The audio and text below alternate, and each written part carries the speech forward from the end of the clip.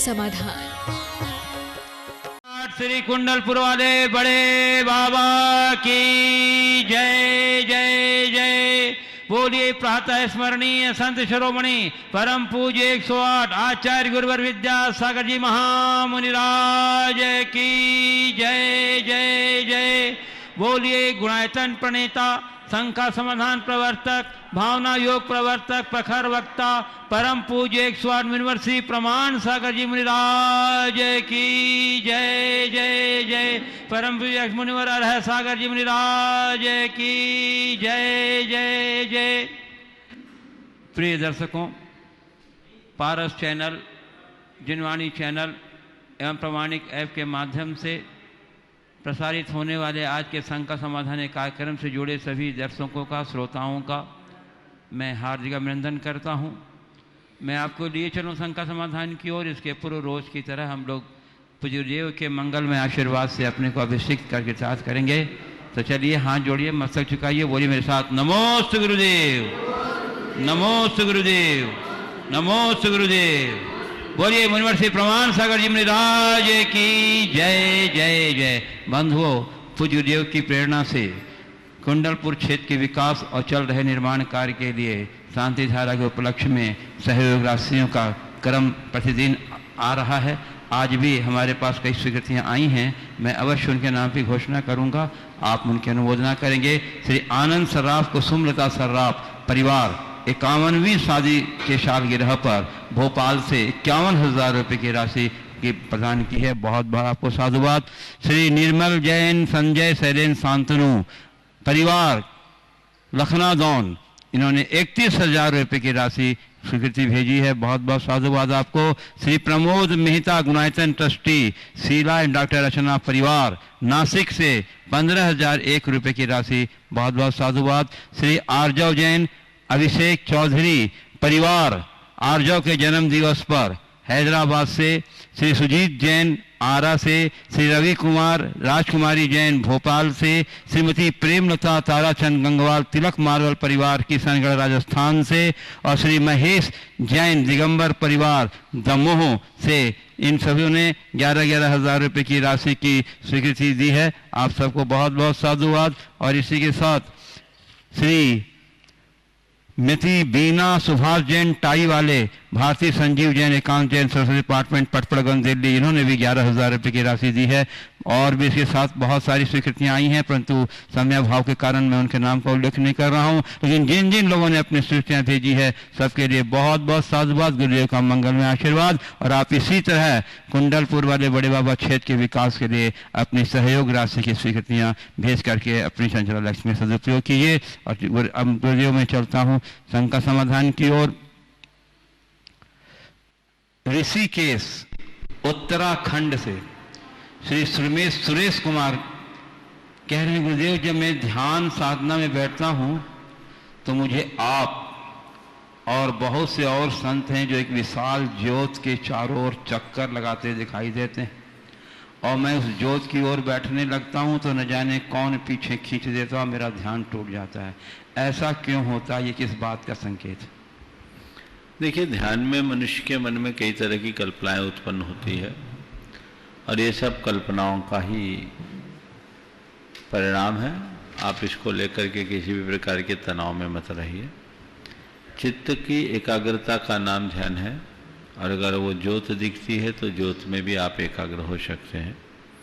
प्रारंभिक भूमिका में अगर आपका चित्त इसमें नहीं लगता तो आप भावना योग करें। ये भावना योग आगे चलकर आपको आपके ध्यान में सहायक बनेगा। पूज्य विदिशा मध्य प्रदेश से राखी जैन कह रही हैं कि जिंदगी में कभी कभी ऐसा टाइम आ जाए जब पूरी लाइफ का डिसीजन लेना पड़े तो कैसे लें, क्योंकि कभी कभी दिमाग काम नहीं करता, तो क्या करें जिससे सब अच्छा हो और किसी का बुरा भी न लगे। ऐसी कंडीशन में हम क्या करें, कृपया समाधान दें। ऐसी दुविधापूर्ण स्थिति में जब निर्णय लेने की बात हो तो थोड़ी भी जल्दबाजी न करें। अपने पिछले अनुभवों को ध्यान में रखते हुए निर्णय लें, और यदि कदाचित ऐसा संभव नहीं है तो अपनी वास्तविकता को किसी शुभचिंतक विचारवान व्यक्ति के समक्ष प्रकट करे और उनकी सलाह से निर्णय लें, क्योंकि कई बार मानसिक उथल पुथल की घड़ी में लिए गए निर्णय गलत साबित हो जाते हैं। तो ऐसे मौके पर हमें उस निर्णय को यथासंभव टालना चाहिए और उचित परामर्श लेकर के ही उचित समय पर उचित निर्णय लेना चाहिए। पूज्य गढ़ा कोटा जिला सागर मध्य प्रदेश से प्रवीण सिंह ही कह रहे हैं, जब हम जीवन में पीछे देखते हैं तो अनुभव मिलता है और जब हम जीवन में आगे देखते हैं तो आशा मिलती है। दाएं बाएं देखते हैं तो सत्य मिलता है, लेकिन यदि हम स्वयं के अंदर देखें तो क्या मिलेगा? पीछे देखते हैं तो अनुभव, आगे देखते हैं तो आशा, दाएं बाएं देखते हैं तो सत्य है, अंदर देखते हैं तो क्या? देखिए, थोड़ा सा वाक्य में संशोधन कर दें। पीछे देखने पर अनुभव बिल्कुल सही है, आगे देखने पर आशा ये भी सही है, दाएं बाएं देखने पे सत्य नहीं,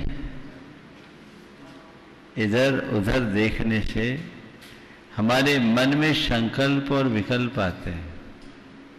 अंदर देखो तो जीवन का सत्य दिखता है, इसलिए भीतर देखना है जीवन के सत्य को देखने के लिए, ये ज्यादा उपयुक्त हो। तो जी गढ़ा कोटा ही दाएं बाएं देखने का तात्पर्य यह है कि अपने लक्ष्य से विमुख होकर इधर उधर देखना, वो विकल्प उत्पन्न करेगा, संकल्प विकल्प को जन्म देगा, वो कतई उचित नहीं है। गढ़ा कोटा मध्य प्रदेश से सुशील कुमार जैन पटेरिया जी स्थित क्षेत्र गढ़ा कोटा से पूछ रहे हैं, गुरुदेव वर्तमान में अनेक देशों में लॉकडाउन चल रहा है, जिसके कारण कई अच्छे परिणाम आए हैं, पारिवारिक रिश्ते मजबूत हुए हैं, कई रिश्ते टूटते टूटते बचे हैं, प्रकृति स्वच्छ हुई है, तनाव घटे हैं।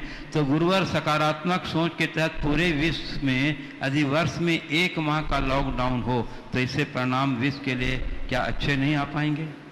इस विषय में मैंने पहले चर्चा की है, अभी कुछ भी जवाब देना जल्दबाजी होगा। हमें पूरा भरोसा है कि लॉकडाउन के इस पूरे के पूरे कार्यक्रम पर विश्व में अनेक अध्ययन हुए हैं, हो रहे हैं, होंगे, और उनके अध्ययन का निचोड़ और निष्कर्ष जब हम सबके बीच आएगा तो दुनिया भर की सरकारें इस पर विचार करेगी। पर्यावरण की शुद्धि का एक बड़ा प्रबल पक्ष है जो इस लॉकडाउन की अवधि में सहज रूप से प्रकट हुआ है। तो मैं तो चाहूँगा कि इस पर अध्ययन हो, ना हो तो कराया जाए और उस अध्ययन के निष्कर्ष के आधार पर कुछ ऐसे निर्णय लिए जाए ताकि दुनिया में लोग प्रदूषण मुक्त जीवन जी सके। पूज्यदेव नरियावली मध्य प्रदेश से शेषांश जैन हजारी पत्रकार कह रहे हैं, मेरा प्रश्न ये है कि मृत्यु जब करीब आती है तो मैसेज देकर आती है। जैसे मृत्यु का पहले मैसेज बाल सफेद होना, दूसरा मैसेज आंखों से कम दिखना, त्वचा का मुरझाना, कमर झुकने लगना, ऐसे अनेक प्रकार के मैसेज मृत्यु देती है, लेकिन फिर भी व्यक्ति उन मैसेजों को इग्नोर कर लेता है। तो क्या व्यक्ति वास्तविकता में मृत्यु से डरता नहीं या फिर इन मैसेज पर विश्वास नहीं करता? लोग मृत्यु को मानते तो हैं पर दूसरों की, खुद की नहीं। जीवन का एक सबसे बड़ा आश्चर्य है। युधिष्ठिर ने यक्ष के प्रश्न के जवाब में जो जवाब दिया, यक्ष ने पूछा किम आश्चर्यम, आश्चर्य क्या है? तो युधिष्ठिर ने जवाब दिया था, अहन नहन ही भूतानि गच्छन्ति यम मंदिरम शेषा जीवित मिच्छन्ति किम आश्चर्य मतः परम। कि रोजमर्रा सैकड़ों लोग मौत के मुंह में समाते हैं, इसके बावजूद बाकी लोग जिंदा रहना चाहते हैं, इससे बड़ा आश्चर्य और क्या होगा। सब जानते एक दिन मरना है, लेकिन लोगों का यह भ्रमपूर्ण विश्वास है कि मरना तो है पर अभी मुझे नहीं, औरों को, मेरा नंबर तो बाद में आएगा। जब तक मनुष्य सत्य को ठीक तरीके से स्वीकार नहीं करता, अपने जीवन का उद्धार नहीं कर सकता। बोलिए। पूज्य जबलपुर मध्य प्रदेश से अरिहंत जैन पूछ रहे हैं, जिस तरह जीव को स्वर्ग में मानसिक दुख होता है, उसी तरह भोग भूमि में किस तरह दुख भोगना होता है? भोग भूमि में भी सुख नहीं है, सुख की बहुलता है, पर अपेक्षाकृत मंद कसाई जीव होते हैं। स्वर्गों जैसी प्रतिस्पर्धा, ईर्ष्या, विद्वेष और एक दूसरे की अधीनता वाली बात तो भोग भूमि में नहीं मिलती, और वहां किसी प्रकार की रोगादि के सद्भाव का विधान भी शास्त्रों में नहीं मिलता। इसलिए इस तरह के किसी शारीरिक और मानसिक दुख का उल्लेख तो शास्त्रों में नहीं दिखा। पर इसका अर्थ ये मत समझ लेना कि वे पूरी तरह सुखी होते हैं। उत्तम भोग भूमि में सब प्रकार की अनुकूलताएं होती है, मध्यम भूमि में उस अनुकूलता में थोड़ी कमी होती है, लेकिन जब जघन्य भोग भूमि होती है और भोग भूमि में से कर्म भूमि के रूप में परिवर्तित होना शुरू हो जाता है, कल्प वृक्षों का फल मंद पड़ने लगता है, तो आपस में वर्ग संघर्ष भी होता है, होते हैं और वो उनके संघर्ष का निवारण करते हैं, उन्हें रास्ता बताते हैं। जहां तक भोग भूमि के दुखों का सवाल है, मेरी स्मृति के अनुसार शास्त्रों में कोई स्पष्ट विधान देखने में नहीं आया, क्योंकि वे दान और दान की अनुमोदना के फलस्वरूप भोग भूमि में जाते हैं और ये अल्पकालिक प्रवास होता है, अधिकतम 3 पल्ले का। उसके बाद वो स्वर्गों में जाते हैं। पुजूर गोटेगांव मध्य प्रदेश से राजेश बम्होरा कह रहे हैं कि मित्र ने कहा, जैन धर्म समझ से परे, जैन धर्म समझने का धर्म नहीं है, जैसे सब्जी की तौल, हीरे की तौल, जहाँ रत्ती रत्ती का हिसाब लगाया जाता है। जैन धर्म में हिसाब किताब लगाने की बात नहीं, यहाँ तो अनुभव परक धर्म है। गुरुदेव, इसका क्या तात्पर्य है? जैन धर्म में हिसाब किताब लगाने की जरूरत नहीं है, तो अनुभव परक धर्म है। बात बिल्कुल सही है। जैन धर्म समझने की नहीं, जीने की चीज है। जिसे इतनी बात समझ में आ जाए, उसे ज्यादा समझाने की जरूरत नहीं है। जियो, ये जीवन शैली है जो हमारे जीवन के आधार देते हैं। गुड़गांव हरियाणा से डॉक्टर विकास गर्ग, गुरुदेव, वियोग 2 प्रकार के होते हैं। एक यदि किसी की मृत्यु हो जाती है और एक कोई हमें हमेशा के लिए छोड़ देता है। तो मुनिवर कहते हैं कि मरे हुए का सब्र हो जाता है, किंतु जो जीवित होकर भी कभी नहीं मिटने वाली दूरियां बना ले और हमारी बहुत कोशिश के बाद भी दूरियां समाप्त ना हो, तो उस स्थिति में हमें क्या करना चाहिए? शंका का संबंध। देखिए, वियोग कोई भी हो, उसे स्वीकार करना चाहिए। कोई मर गया तो उसे हम स्वीकार करते हैं, और कोई हमसे दूर चला गया किसी वजह से, तो उसमें हम देखें कि क्या वापस निकटता की संभावना है। जब तक संभावना का अंतिम क्षण भी जीवित हो, हमें प्रयास करते रहना चाहिए। लेकिन लगता है कि अब वो सामने वाला लौट के आने को राजी ही नहीं है, तो अपनी मनोदशा को बदल देना चाहिए। इसे कर्म का उदय मान लेना चाहिए और उसे स्वीकार कर लेना चाहिए। संयोग वियोग तो लगा ही हुआ है। कई लोग कईयों को छोड़ करके चले जाते हैं, कोई पता नहीं लगता। मैं एक ऐसे व्यक्ति को जानता हूं जो अपने विवाह के बाद 3 बच्चों को छोड़कर एक रोज एकाएक चला गया। सब तरफ खुजवाया गया, उसका कोई अता पता ही नहीं, कहीं कोई अता पता नहीं। छोड़कर गया है, मानसिक रूप से ठीक, व्यापार सही, किसी तरह का डिप्रेशन नहीं, कुछ नहीं, किसी से लड़ाई नहीं, झगड़े नहीं, चला गया। थोड़े दिन लोगों ने खोजा, बाद में उसकी धर्मपत्नी ने केवल ये सोचा कि मेरे और मेरे पत्नी का इतना ही संयोग था, अब वो चले गए तो हम क्या कर सकते हैं। उन्होंने संयम का नियम ले लिया कि अब मेरे पति मिल भी जाए तो मुझे संयम का पालन करना। 5 वर्षों के अंतराल उनने संयम का नियम लिया और निभा लिया, अपना जीवन आज भी चला रहे। ऐसा नहीं है तो ऐसे चले जाना मन में है। और फिर आजकल तो लोग संबंध तोड़ के जाते हैं, हमें इन्फॉर्मेशन है, सामने वाला कहाँ वो बता के जाता है। तो इन सब चीज़ों को आध्यात्मिक विचारधारा से स्वीकारना चाहिए। वियोग होने पर स्थिरता रखना तो बहुत दूर की बात है, संयोग होने पर भी राग न रखना सबसे बड़ी बात है। सबके बीच रहते हुए भी स्वयं में रमने की कला हमें अपने अंदर विकसित करनी चाहिए, तभी हम जीवन में सुखी रह सकेंगे। पूज्यदेव अंजोर जिला बड़वानी मध्य प्रदेश से अंतिम कुमार जैन पूछ रहे हैं, महाराज जी संस्कार और संक्रमण दोनों ही एक व्यक्ति से दूसरे व्यक्ति में फैलते हैं। संस्कार जगत में मानव सभ्यता की स्थापना करते हैं, जबकि संक्रमण बीमारी फैलाकर मानव सभ्यता का विनाश करता है। किसी भी व्यक्ति में अच्छे संस्कारों का रोपण और फैलाव बहुत मुश्किल से होता है, जबकि किसी रोग विशेष का संक्रमण बहुत आसानी से फैल जाता है। तो महाराज जी संस्कारों का ही संक्रमण हो जाए तो कोई बुराई है क्या? अगर ये बुराई नहीं तो इन संस्कारों के संक्रमण को किन 4 प्रमुख बातों से फैलाया जा सकता है? संस्कारों का संक्रमण हो जाए तो इसमें कोई बुराई है क्या? इसके लिए तो सतत प्रयास है। एक बात थोड़ा सा संशोधन करने योग्य है। संस्कार और संक्रमण में एक मौलिक अंतर है। संक्रमण फैलता है, संस्कार फैलाया जाता है। संस्कार जगाए जाते हैं। संस्कार तो एक प्रवाह है जिसे हमें नीचे उत्तरोत्तर आगे बढ़ाना होता है।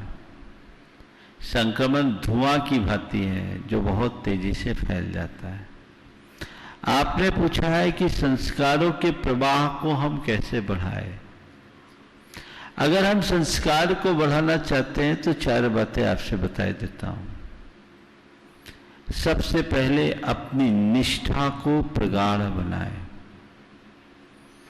निष्ठा के अभाव में संस्कार नहीं टिक सकते। हमारी निष्ठा गहरी होनी चाहिए। दूसरी बात, हम सत्संग करें,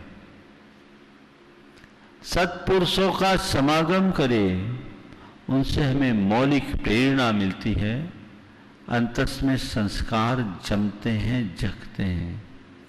तीसरी बात, हम अच्छा पढ़ें, अच्छा देखें, अच्छा सुने, इससे हमारे संस्कारों का प्रवाह बढ़ता है। और चौथी बात जो बड़ी मौलिक है, घर परिवार में आदर्श वातावरण बनाए। यदि ये बातें बन जाए तो हर जगह हर घर में संस्कार की ज्योत चलने लगे।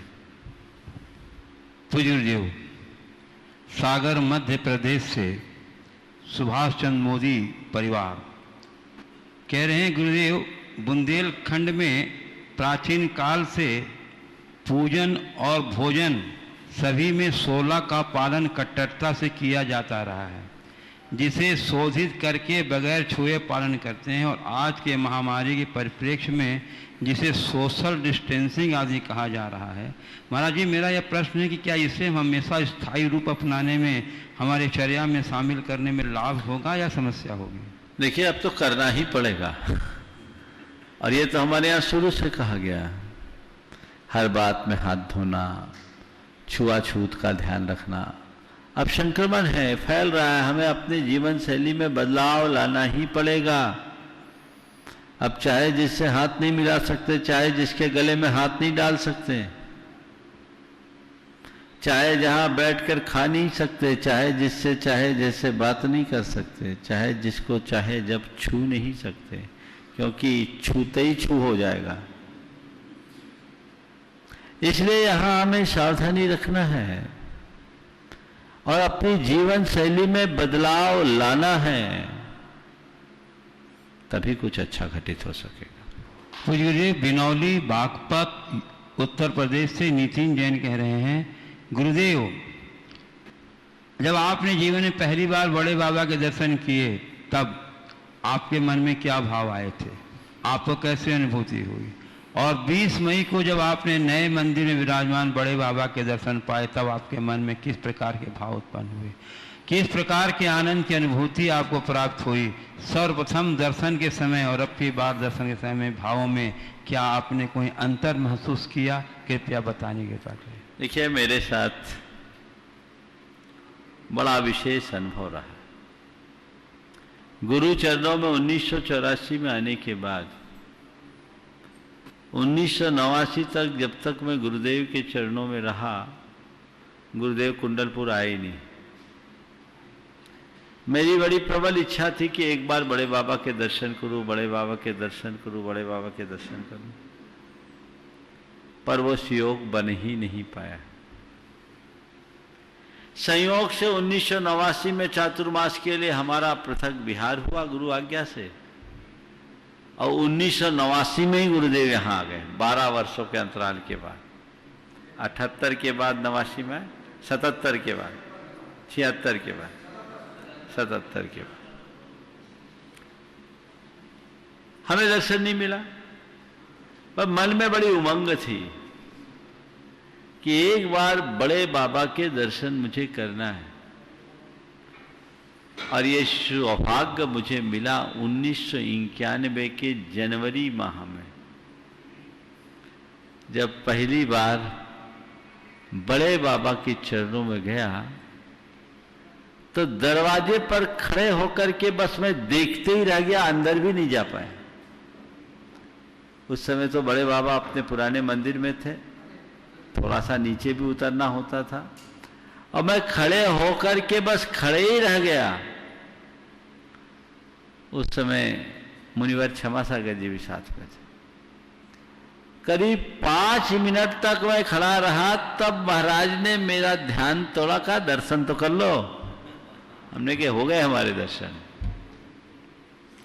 और वो छवि आज भी मेरे मानस पटल पर अंकित है। जब भी बड़े बाबा का नाम आता है मेरे मानस में वो छवि उभर आती है। एक अलग आकर्षण, एक अलग अनुभूति, बड़ी शांति और बड़ा संतोष। उस समय 8 रोज यहाँ रहने का शुभ अवसर मिला था, तो एक पहला मौका था। उसके बाद बीच में भी दर्शन हुए, महोत्सव के टाइम में भी दर्शन हुए, 2003 में भी दर्शन हुए, उसके पहले भी दर्शन हुए। अभी जब बड़े बाबा के बड़े मंदिर में दर्शन किए तो बड़े बाबा की विराट छवि को देखकर अलग ही एक आनंद की अनुभूति हुई। चित्रों में देखता था। जब दर्शन किया तो मन में एक ही ख्याल आया कि हमारे गुरुदेव की कितनी दूरदर्शी सोच थी। कहाँ उस छोटे से स्थल पर बड़े बाबा, और कहाँ इस विराट मंदिर में बड़े बाबा, और कितना भव्य मंदिर बन रहा है। देखकर अलग आनंद की अनुभूति होती। वहां जाने के बाद तो किसी को उठने की इच्छा ही नहीं होती। और ये सब पूरा देश और पूरा अंचल इस बात का अच्छे से अनुभव करता है कि आज बड़े बाबा की स्थिति क्या है, इस क्षेत्र की स्थिति क्या है। जब गुरुदेव पहली बार कुंडलपुर आए थे तब के कुंडलपुर में और आज के कुंडलपुर में जमीन आसमान का अंतर आ गया है। ये बड़े बाबा का प्रताप है। तो यहाँ बड़े बाबा के प्रति एक अलग श्रद्धा है, एक अलग आकर्षण है, एक खिंचाव है जो हर किसी को अपनी ओर आकर्षित करती है। मैं भी उससे प्रभावित हुआ और बड़ी आनंद की अनुभूति हुई। मेरे मन में बड़ी प्रबल इच्छा थी कि एक बार बड़े बाबा को नए मंदिर में जरूर जाकर के प्रणाम करूं, उनकी वंदना करूं। वो साध मेरी पूरी हुई। पूज्य गुरुदेव, भगवा जिला छतरपुर मध्य प्रदेश से अर्चित जैन कह रहे हैं, गुरुदेव मेरी शंका ये है कि जब माँ बोलते हैं तो ओंठ खुल जाते हैं और जब बाप बोलते हैं तो ओंठ बंद हो जाते हैं। गुरुदेव इसमें क्या संकेत है? माँ बोलते हैं तो ओंठ खुलती है और बाप बोलते हैं तो ओंठ बंद होते हैं। देखिए, बहुत अच्छी बात है। ये तो अलग अलग उच्चारण स्थान के कारण अलग अलग शब्दों का प्रयोग होता है, लेकिन मुझे इसमें कुछ रहस्य समझ में आता है।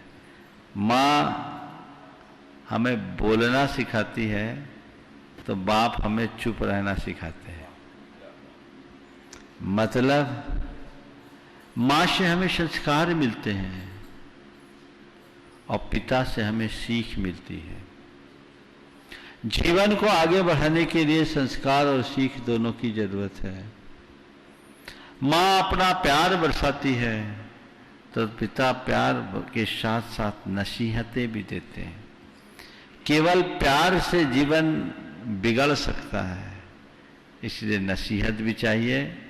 अतः माँ और बाप दोनों को ध्यान में रखना पड़ता है। और एक बात को और ध्यान में आप एक बात की और ध्यान आकर्षित करना चाहूंगा। आपने देखा, जब कभी कोई भयानक बात सामने आती है, अरे बाप, उस समय माँ याद होते कि बाप, बप्पा रे, अरे बाबा रे, आता है ना। हाँ? और जब पीड़ा होती है, दुख होती है, अरे माँ। तो ये अलग अलग स्थितियां हैं हमारे जीवन में। माता और पिता दोनों का महत्वपूर्ण स्थान है। एक दिन मैंने कहा था, माँ परिवार की धड़कन है तो पिता परिवार का मस्तिष्क है।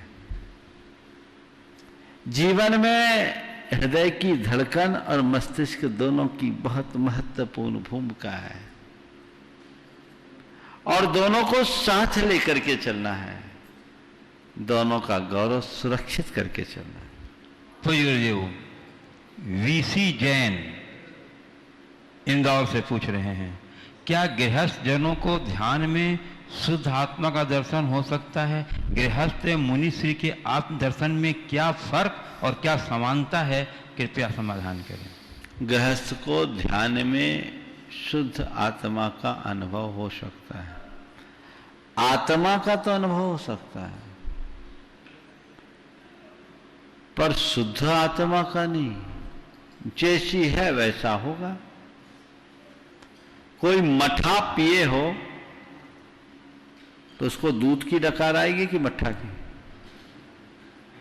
बोलो, मठा पीने वाले को तो मठे की ही डकार आएगी। अंतरंग में राग भाव भरा है तो वीतराग आत्मा की अनुभूति उसे कैसे होगी? वह शुद्ध आत्मा की भावना भा सकता है। अनुभूति तो उसे राग सहित आत्मा की ही होती है। जब वो वीतराग दशा का स्पर्श करने में योग्य होगा तब वीतराग आत्मा की अनुभूति करेगा और उस अनुभूति के होते ही उसे केवल ज्ञान हो जाएगा। ये बात मैं नहीं कह रहा हूं, जैन ध्यान के प्रस्तोता आचार्य शुभचंद्र ने ज्ञानार्णव में कहा। उन्होंने कहा कि कोई मुझसे कहे कि आकाश में फूल उगाया, आकाश में फूल खिला है, मैं मान लूंगा। कोई कहे कि गधे के सींग निकल आया तो भी मैं भरोसा कर लूंगा। कोई कहे कि आकाश में फूल खिला देखा, मैं मान लूंगा। कोई कहे मैं सींग वाला गधा देखा तो भी मैं मान लूंगा। पर यदि कोई आकर कहे कि किसी भी देश और काल में, यानी विदेश क्षेत्र में भी और चौथे काल में भी, आज की बात नहीं कर रहा हूं, किसी भी देश काल में किसी गृहस्थ को ध्यान की सिद्धि हुई है तो मैं नहीं मानू।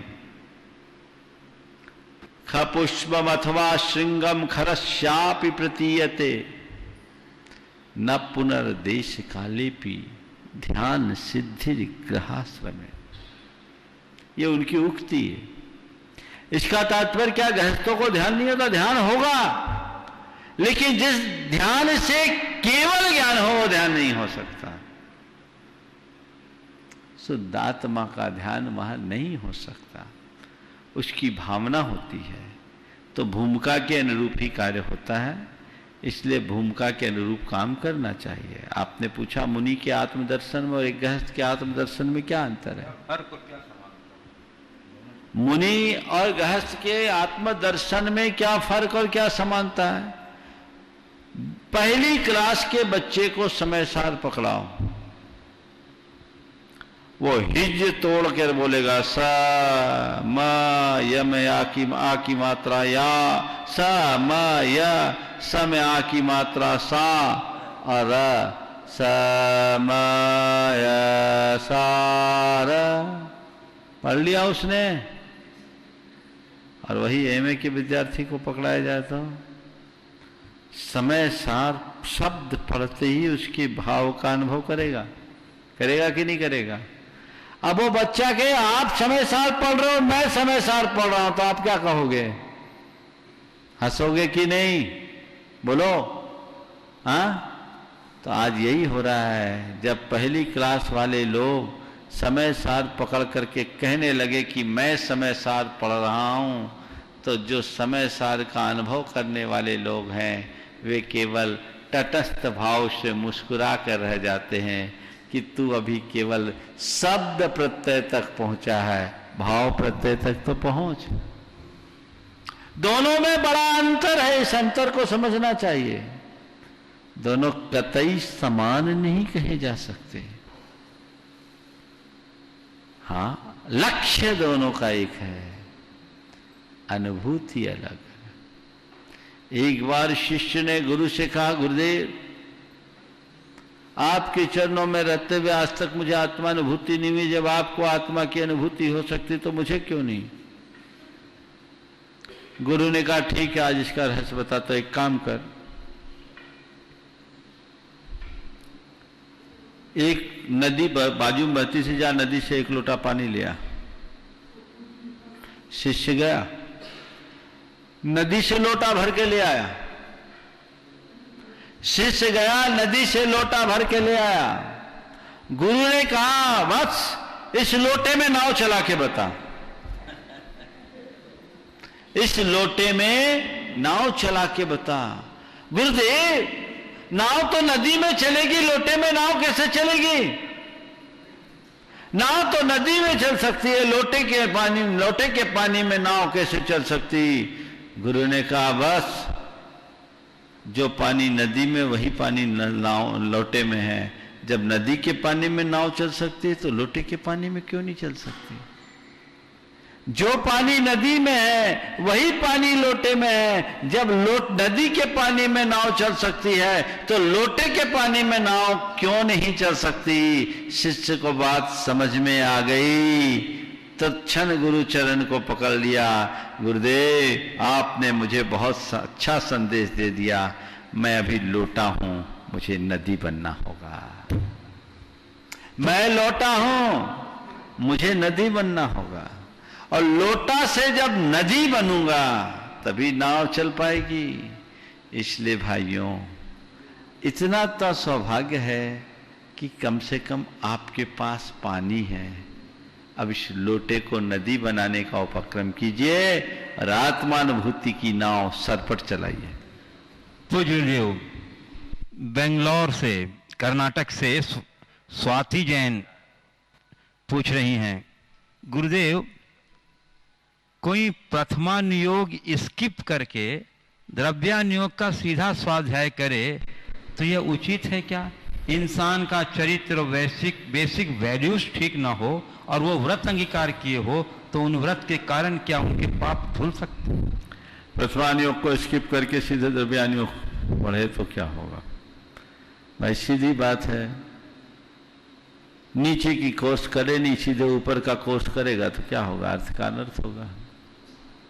कुछ लोग हैं जिनके हृदय में प्रथमानुयोग के प्रति केवल कथा कहानी जैसे भाव है, जबकि प्रथमानुयोग में कथा कहानी नहीं है, पूरा जीवन दर्शन है। और द्रव्यान योग की बातें भी हम प्रथमान योग से प्राप्त कर सकते हैं, चरणान योग भी प्राप्त कर सकते हैं, करणान योग भी प्राप्त कर सकते हैं। उसे बोधि समाधि का निधान कहा गया। इसलिए हमें क्रम से अध्ययन करना चाहिए। कदाचित ना भी कर पाए तो उसके प्रति उपेक्षा का भाव तो नहीं रखना चाहिए, तभी जीवन सार्थक हो। दूसरा प्रश्न इन्होंने दिया गुरुदेव, चारित्र और वैश्विक वैल्यूज ठीक ना हो और वो व्रत अंगीकार किए हो, क्या उन व्रत के कारण उनके पाप धुल सकते हैं? भैया व्रत का मतलब क्या है?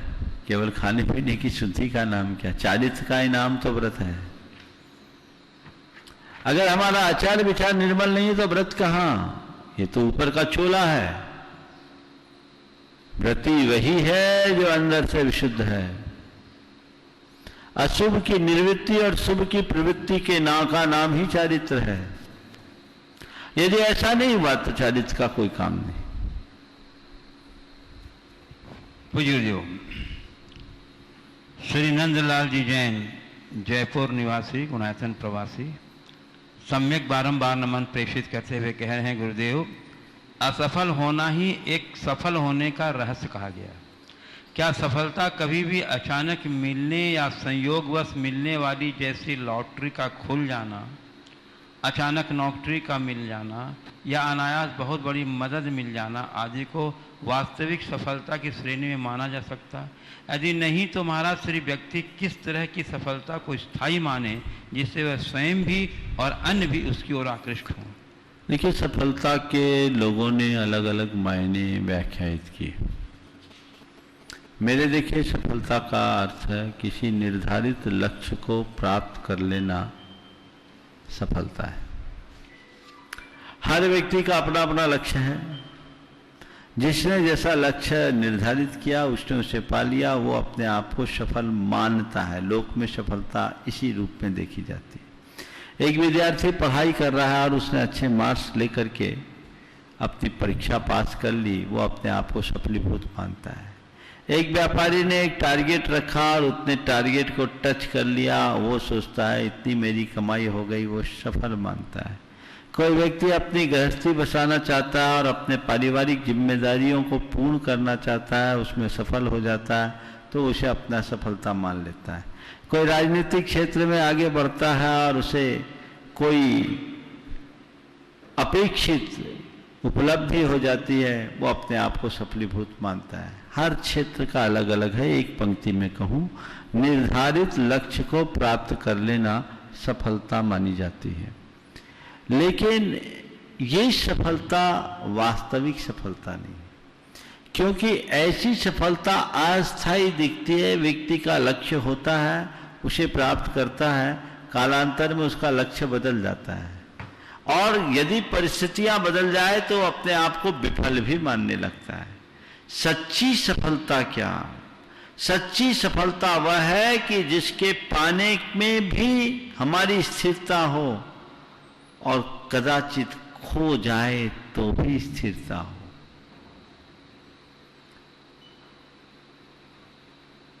कन्हैयालाल मिश्र प्रभाकर ने एक बहुत अच्छी बात लिखी। एक नेता था, मंत्री था, उसे दोबारा टिकट मिली, अपने आप को बड़ा सफल मान रहा था, चुनाव लड़ा,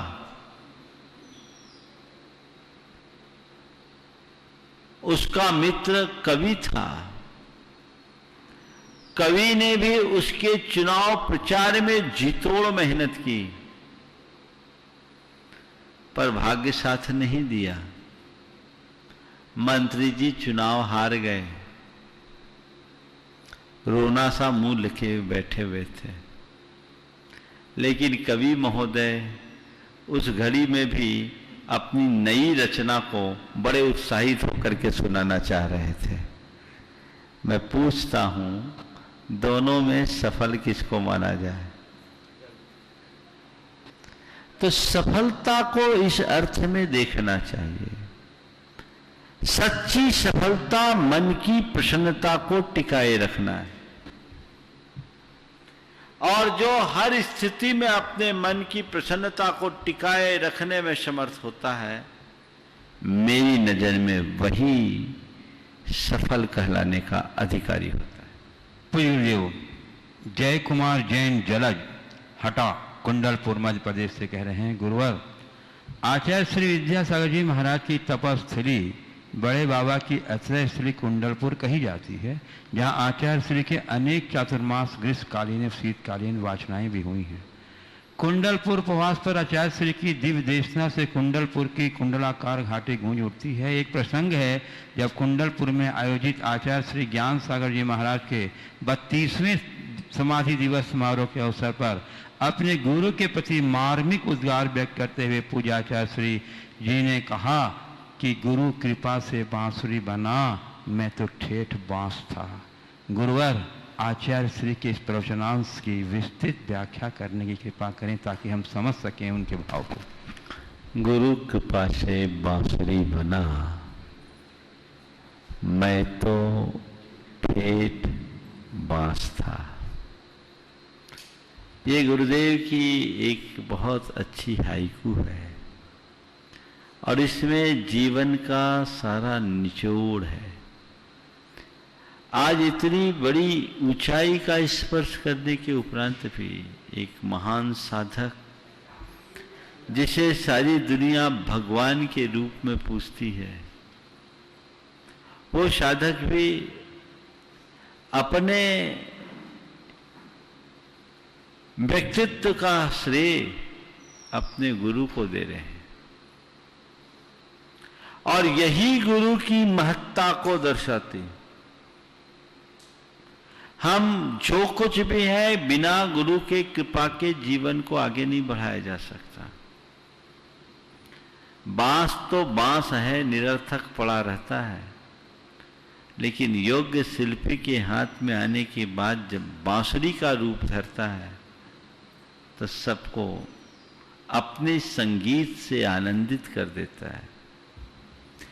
हम हर व्यक्ति के अंदर की योग्यताएं बहुत सीमित होती है, पर जिस पर गुरु की कृपा बरस जाती है वो अपने अंतस की असीमित योग्यताओं को उद्घाटित करने में समर्थ हो जाता है। गुरुदेव उसके साक्षात उदाहरण है और उनका समर्पण हमें ये सिखाता है कि पूरे जीवन गुरु चरणों के प्रति समर्पित रहो। भारत की संस्कृति में गुरु को एक उच्च आदर्श के रूप में देखा गया और उसे ब्रह्मा विष्णु और महेश से भी ऊंचा स्थान दिया गया। ये गुरु का स्थान है और ये कहा गया कि गुरु को सिर पर राखिए, चलिए आज्ञा माही, कहत कबीर दास को, तीन लोक भय नाही। ये गुरु की महिमा है, तो हम समझे, गुरु की गरिमा को समझे। बिना गुरु के जीवन का उद्धार नहीं।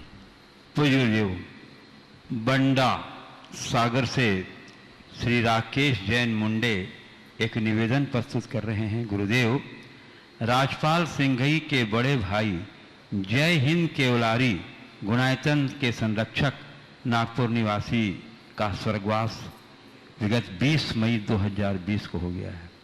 गुरुदेव इस लॉकडाउन में कैसे शोक संवेदना करें कि दूर रहकर भी अपनी विनयांजलि उनके परिवार के संकट के समय भेज सकें। और गुरुदेव साथ ही शोक संतप्त परिवार ने आपका आशीर्वाद एवं मार्गदर्शन भी ऐसे विषम परिस्थिति में चाहा है।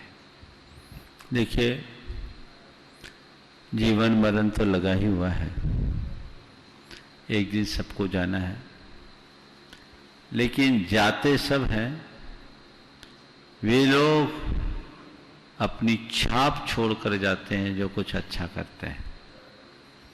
जय हिंद जी सिंघई अभी हमारे भोपाल प्रवास में काफ़ी दिन हमारे साथ रहे, उसके बाद भी बीच में आए। बड़े उत्साही, समर्पित व्यक्तित्व के धनी थे, बड़े उदार थे और पिछले अनेक वर्षों से मेरे संपर्क में रहे। लगभग 10-12 दिन से वो गंभीर रूप से बीमार थे और उन्होंने अपना शरीर छोड़ा। लेकिन सबसे बड़ी बात तो ये है कि उनने शरीर भी नमोकार जपते हुए छोड़ा। ये उनके जीवन की सबसे बड़ी उपलब्धि है। अपने जीवन में करने योग्य जो कार्य था उनने किया, महत्वपूर्ण ये नहीं है कि हमने कितना जिया, महत्वपूर्ण ये है कि हम कैसे जिए।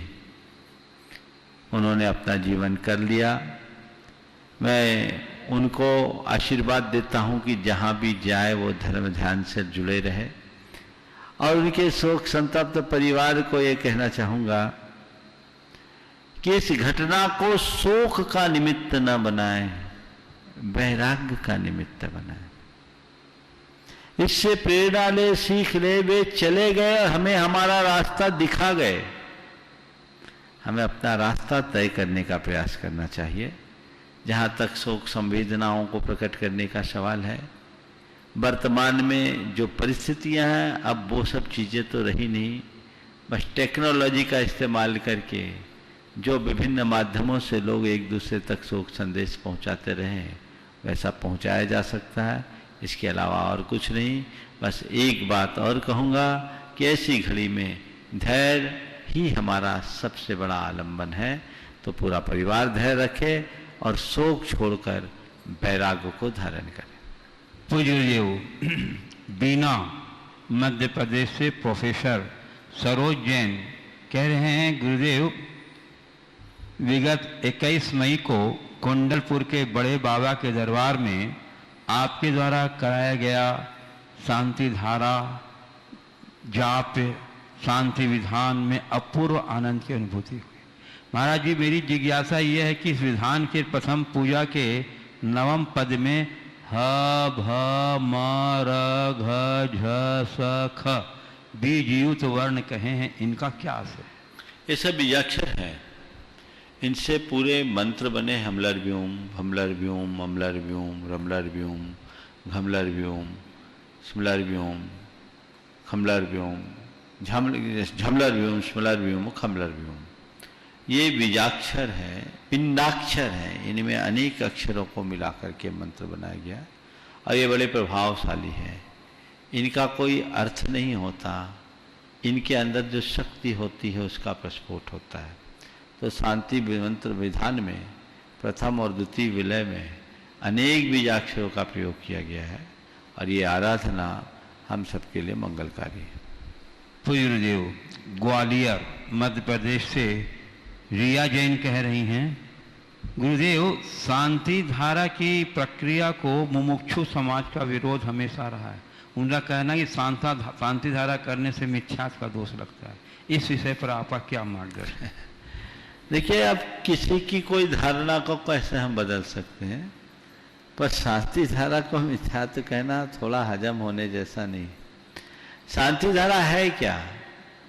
लोक मंगल की कामना, विश्व शांति की भावना से किया जाने वाला अभिषेक, वही तो शांति धारा है। शांति चाहिए कि नहीं चाहिए? जो लोगों को शांति धारा में मिथ्यात्व लगता है, उनको शांति पाठ में क्या लगता है? शांति जिनम शशि निर्मल वक्त्रम, आप लोग बोलते हो कि नहीं बोलते हो? शांतिनाथ मुख शशि उनहारी, शील गुणव्रत संयम धारी, आप लोग बोलते हो? शांति पाठ लास्ट में करते हो? क्या करते हो? सारे विश्व की शांति की कामना करते हैं। तो हमारी पूजा आराधना का लक्ष्य यही है, व्यक्तिगत निराकुलता और वैश्विक शांति। उस भावना से हम शांति करते हैं। हमारे शास्त्रों में इसका उल्लेख मिलता है कि लोक में शांति की कामना से अभिषेक। मैं इस विषय में, मेरे मन में भी काफी उहापोह था, क्योंकि बचपन के कुछ ऐसे संस्कार थे जिसमें शांति धारा के प्रति रुझान नहीं था। लेकिन जब आदि पुराण में मैंने पढ़ा कि लोक की शांति के लिए अभिषेक किया इंद्र ने भगवान के जन्म कल्याणक में, तो वो शांति धारा तो है। भरत चक्रवर्ती को जब अशुभ स्वप्न आए तो उसका मन बड़ा उद्विग्न हो गया। तो उस उद्वेग के निवारण के लिए भरत चक्रवर्ती ने शांति अभिषेक किया, पूजा किया, ऐसा उल्लेख है। तो शांति के लिए अभिषेक शांति धारा तो है। इसलिए इसे मिथ्यात्व कहना कतई उचित नहीं है। अभिषेक से शांति होती है, महसूस करो। मैं क्या बताऊं, एक सज्जन जो हमेशा अपने जीवन में शांति धारा को के पक्षधर नहीं रहते थे। उनकी पोती बीमार हुई, लीवर में परेशानी हुई। अब वो रोज शांति धारा करने लगे, मेरे पास आए। मैंने कहा शांति धारा करो, उसका गंधोदक उसको लगाओ और भावना भाव, वो शांति धारा करने लगे। उसे काफी अंशों में लाभ हुआ।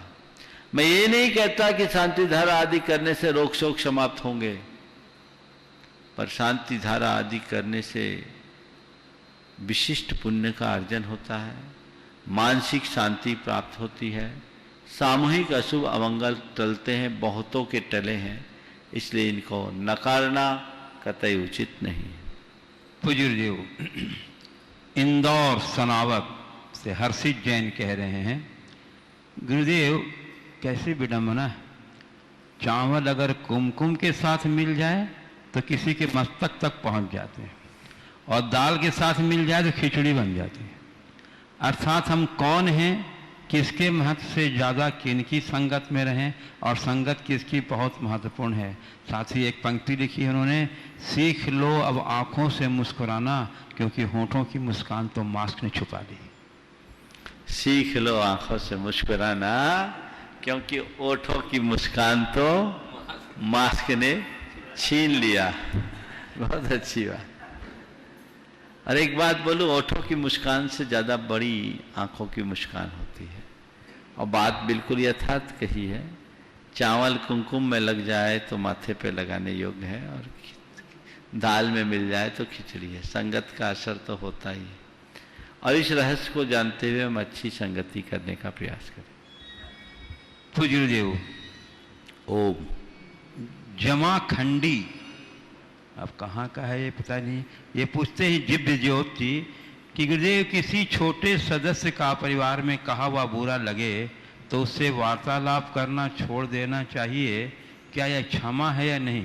कितनी गलतियों के बाद वार्तालाप करना बंद करें? घर के अन्य सदस्यों को भी इसी तरह करना चाहिए? ऐसी क्षमा से क्या आध्यात्मिक प्रगति होगी? देखिए, सबसे पहले जिस छोटे सदस्य की बात आप कर रहे हैं, पहले देखिए कि वो छोटा है क्या। अगर नादान है, नासमझ है, तो उसकी बातों को इग्नोर करना चाहिए, नज़रअंदाज करना चाहिए।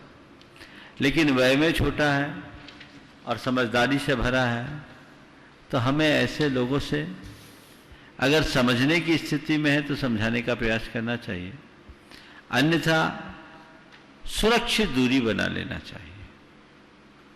क्षमा करने का मतलब ये नहीं है कि हम उनसे मुंह से तो क्षमा बोल दें और पीठ पीछे उनके प्रति कटुता रखें। क्षमा करने का मतलब है कि हम उनके प्रति कोई कटुता ही न रखें, मन को साफ रख दे, अपने अंदर की गांठों को खोल दे। और फिर इसके बावजूद यदि इस तरह की स्थिति होती है तो उनसे सुरक्षित दूरी बना करके चले। यदि ऐसी सुरक्षित दूरी बना करके हम चलते हैं तो किसी तरह का खींचतान नहीं हो सकता, और साथ रहने से कलकल होती है तो कोई फायदा नहीं। पुजूदेव बालक कॉम्प्लेक्स सागर से प्रियंक जैन कह रहे हैं, महाराज श्री जिस तरह सभी क्षेत्रों में बड़े पदों पर रहने के लिए योग्यता का मापदंड निर्धारित है, उसी तरह क्या समाज में बड़े पदों पर बैठने वालों के लिए कुछ मापदंड निर्धारित नहीं किए जा सकते? जैसे कि वह पसमाधारी हो, रात में भोजन पानी का त्यागी हो, कोई अनव्यसन न हो, आलू प्याज नहीं खाता हो, बाजार का त्याग रहता हो, तंबाकू त्याग आदि। देखिए, धार्मिक कार्य और सामाजिक कार्य दोनों अलग अलग है। धार्मिक कार्यों के लिए तो पूरी योग्यता है, जैसे एक मुनि है, एक आचार्य बनेंगे जो संघ के नायक है, वो पूरी धार्मिक है, तो उसमें उनकी साधना, उनका ज्ञान, उनकी चर्या, उनकी क्रिया को उसका मापदंड बनाया जाता है। तब उनके कंधों पर वो दायित्व सौंपा जाता है नायकत्व का, वो उसे बखूबी निभा सकते हैं। इसी तरह धार्मिक कार्यों का दायित्व उनको देना चाहिए जो विशिष्टया धर्म रुचि वाले लोग हैं।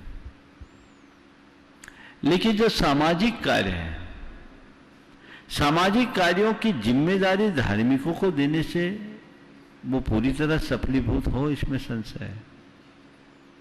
सामाजिक कार्यों की जिम्मेदारी जवाबदारी उन्हें देना चाहिए जो प्रबंधन में कुशल हो,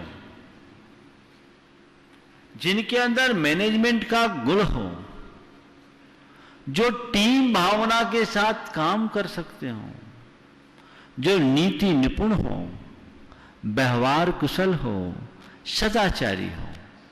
अब कोई जरूरी नहीं कि वो प्रतिमाधारी है तभी समाज का मुखिया बने। कई बार तो प्रतिमाधारियों के साथ बहुत सारी सीमाएं होती, कहीं आ नहीं सकता, जा नहीं सकता, उठ नहीं सकता, बैठ नहीं सकता। और यहां सामाजिक कार्यों में तो कई तरह के प्रपंचों में भी फंसना पड़ता है। तो उस तरह की योग्यता से संपन्न व्यक्ति को ही सामाजिक कार्य में आगे बढ़ाना चाहिए। एक पंक्ति में कहूं, सामाजिक जिम्मेदारियां उन्हें देना चाहिए जो कुशल नेतृत्व को धारण करने वाले हों, और नेतृत्व उन्हें ही देना चाहिए जिनका चरित्र निर्मल हो।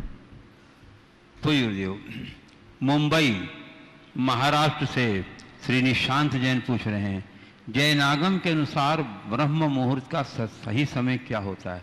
क्या ब्रह्म मुहूर्त में भावना योग करना सबसे उत्तम है? ब्रह्म मुहूर्त की क्या विशेषता है? देखिए, ब्रह्म मुहूर्त रात्रि का अंतिम मुहूर्त, उसे ब्रह्म सुबह का रात्रि का अंतिम प्रहर और प्रभात का प्रारंभिक प्रहर। तो अंतिम प्रहर जो मनोहर प्रहर होता है, रौद्र प्रहर, राक्षस प्रहर, गंधर्व प्रहर और मनोहर प्रहर के भेद से रात्रि के ये 4 प्रहर है। उनमें अंतिम प्रहर को मनोहर प्रहर कहते हैं। तो ये प्रहर 3 बजे से 6 बजे के बीच का होता है, सूर्योदय से पूर्व का है। आज के समय में 4 बजे के आसपास के समय को आप ब्रह्म मुहूर्त मानिए, और उस समय उठने से हमारे अंदर स्फूर्ति ज़्यादा आती है, हमारे शरीर में विशेष प्रकार के रसायनों का स्राव होता है और आनंद की अनुभूति होती है। आप ब्रह्म मुहूर्त में भावना योग करेंगे तो बड़ा अच्छा लाभ होगा। हमारे यहाँ सबसे पहले सूरज उगने से पूर्व ही बिस्तर छोड़ने का विधान है। ब्रह्म मुहूर्त में उठ करके सारी क्रिया करना चाहिए। पूज्य देव हटा जिला दमोह मध्य प्रदेश से ब्रह्मचारी आदित्य जैन पूछ रहे हैं, महाराज श्री जिस घर में कोई मुनिराज या आर्जिका माता जी बनते हैं, जिस घर से जब उनकी समाधि होती है तो उनके गृहस्थ अवस्था के परिजनों को कितने दिन का सूतक लगता है? और दूसरा, कोई व्रती प्रतिमाधारी घर में रहकर अपने नियमों का पालन कर रहा है और उस घर में यदि किसी परिजन की डेथ होती है तो सूतक के दिनों में व्रती को अपने नियमों का पालन किस प्रकार करना चाहिए ताकि व्रत में कोई दोष न लगे? देखिए, दीक्षित व्यक्ति के मरण के बाद कोई सूतक नहीं होता। एक बार कोई दीक्षित हो गया, वो उनकी समाधि हुई है तो समाधि में सूतक नहीं होता। दाह संस्कार आदि क्रिया करते हैं तो 1 दिन का सूतक है, ऐसे उनकी कोई समाधि में सूतक नहीं होती। अब व्रती व्यक्ति अगर घर में रहता है और परिवार में सूतक है तो अब उसे अपने घर में रहकर अपना धर्म ध्यान करना चाहिए, पर सूतक मानने की जो परिपाटी है उसी के अनुरूप चलना चाहिए। हालांकि एक कारिका के अनुसार व्रतीनाम दीक्षितानाम च याज्ञिक ब्रह्मचारी नाम नैवा शौचम भवेत तेषाम पितुश्च मरणम बिना। व्रतियों को, दीक्षितों को, याज्ञिक पूजा विधान में सम्मिलित लोगों को और ब्रह्मचारियों को उनके माता पिता के मरण के अलावा और कोई सूतक नहीं होता। ये कारिका व्रत विधान संग्रह में है। अब जहाँ जैसी परिपाटी उसी के अनुरूप चलना चाहिए। इस प्रकार आज के इस सत्र को परम पूज्य गुरुदेव के चरणों में नमन अर्पित करते हुए यहीं पर विराम। बोलिए परम पूज्य आचार्य गुरुवर श्री विद्यासागर जी महाराज। बोलिए परम पूज्य 100 मुनिवर श्री प्रमाण सागर जी मुनिराज की, मुनिवर श्री अरह सागर जी मुनिराज की। नमोस्तु गुरुदेव, नमोस्तु गुरुदेव।